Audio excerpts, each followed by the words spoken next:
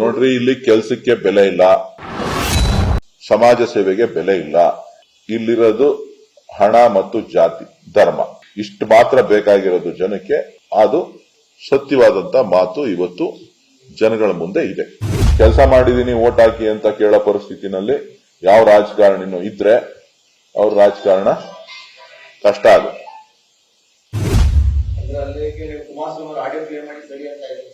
ಯಾವುದು 5 ವರ್ಷ ಇರೋದ್ರ ಬದಲಿಗೆ ಲಾಸ್ಟ್ 1 ವೀಕ್ ಹೋಗಿ ಕೆಲಸ ಮಾಡೋದು ಪರಿಸ್ಥಿತಿಯಲ್ಲಿಗೆ ಬಂದು ನಿಂತಿದೆಯಾ? ಇಲ್ಲ, ನಾನು ಹಂಗೆ ಹೇಳ್ತಾ ಇಲ್ಲ, ನನ್ನ ಹೇಳಿಕೆ ಅಲ್ಲ ಇದು. ನಾನು ಜನಗಳಲ್ಲಿ ಆ ತರದ ಪರಿಸ್ಥಿತಿ ಕಾಣಿಸ್ತಾ ಇದೆ. ಜನಕ್ಕೆ ಕೆಲಸ ನನ್ನ ನೋವಿನ ಮಾತಿದು. ಕೆಲಸ ಮಾಡಿದವರಿಗೆ ಗೌರವ ಇಲ್ಲ ಅಂತ, ನನ್ನೂ ಸೇರಿದಂಗೆ. ಕೆಲಸ ಮಾಡಿ ಓಟ್ ಕೇಳಬೇಕಾದಂತ ಅನಿವಾರ್ಯ ಪರಿಸ್ಥಿತಿನೇ ಇಲ್ಲ.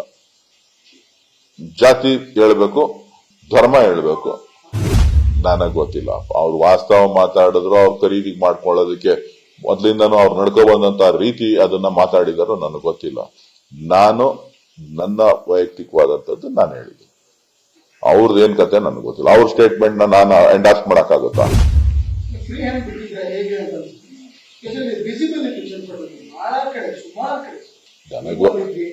ನಾನಿರ್ಲಿಲ್ಲ, ನಾನು ಕ್ಷೇತ್ರದ ಹೊರಗಡೆ ಇದ್ದೆ, ನಾನೇನಿರ್ಲಿಲ್ಲ. ನಾನೇನು 5 ಗಂಟೆವರೆಗೂ ನಮಗೆ ಟೈಮ್ ಕೊಟ್ಟಿದ್ರು, ನೋಟಿಸ್ ಇಶ್ಯೂ ಮಾಡಿದ್ರು ನಮ್ಮ ಪಕ್ಷದ ಅಧ್ಯಕ್ಷರಿಗೆ, ನಮ್ಮ ಜಿಲ್ಲಾ ಕಾಂಗ್ರೆಸ್ 5:15 ನೀವು ಖಾಲಿ ಮಾಡಬೇಕು ಅಂತ ಹೇಳಿ. ನಾವು ಆಲ್ಮೋಸ್ಟ್ ಸೇಮ್ ಟೈಮ್ಗೆ ನಮ್ಮ ಕಾರ್ಯಕ್ರಮ ಮುಗಿದ ತಕ್ಷಣ ನಾವು ಕಾನ್ಸ್ಟಿಟ್ಯೂನ್ಸಿಯಿಂದ 4 ಗಂಟೆಗೆಲ್ಲ ನಾವು ಅಲ್ಲಿಂದ ಬಿಟ್ಬಿಟ್ವಿ, ರಾಮನಗರದಿಂದ, ಚನ್ನಪಟ್ಟಣದಿಂದ. ನಾವು ರಾಮನಗರದಲ್ಲಿ ಊಟ ಇತ್ತು, ಊಟಕ್ಕೆ ಬಂದ್ವಿ. ಅಲ್ಲೇ ಆಮೇಲೆ ತಿರ್ಗಾ ವಾಪಸ್ ಚನ್ನಪಟ್ಟಣದ ಕಡೆ ಹೋಗಲೇ ಇಲ್ಲ.